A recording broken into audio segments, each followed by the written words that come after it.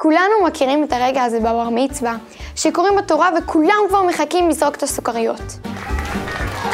אבל למה עושים את זה? למה קוראים בתורה? ומה זאת התורה הזאת בכלל? אייל, חכה לבר מצווה שלך. לפי המסורת, עם ישראל קיבל את התורה במעמד הר סיני. בתורה מסופר הסיפור של האנושות ושל העם היהודי מבריאת העולם עד הכניסה לארץ ישראל.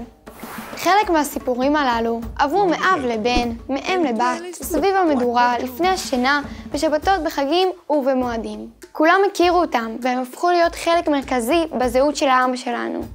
סיפור המבול? איזה אקסטרים! קריעת ים סוף? יואו, איזה אפקטים!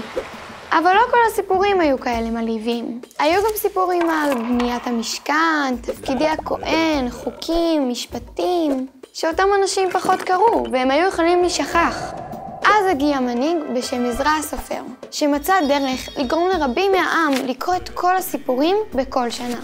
עזרא החליט שבכל שבוע יקראו פרשה אחרת. כמה פרשות יש שם? 54 פרשות בדיוק. את הפרשה הראשונה, פרשות בראשית, מתחילים לקרוא בשמחת תורה, ועד שמחת תורה שבשנה הבאה מסיימים את כל הפרשות. ומיד מתחילים מההתחלה. עוד פעם? רק סיימנו. אם יצא לכם לשמוע קריאה בתורה, בטח שמתם לב שקוראים אותה בניגון מיוחד. את התורה קוראים לפי סימנים מיוחדים, המכונים טעמי המקרא. כל אחד מהסימנים הללו מציין צליל שונה, כמו תווים. הקוראים בתורה מתאמנים על הקריאה הרבה זמן. יקרא אתכם באחריות. והם צריכים לקרוא נכון ולזכור את הניגון המתאים של כל מילה ומילה.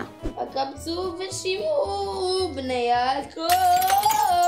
קריאה בתורה היא חלק מרכזי בטקס בר המצווה המסורתי, ובדורות האחרונים בקהילות רבות גם בטקס בת המצווה.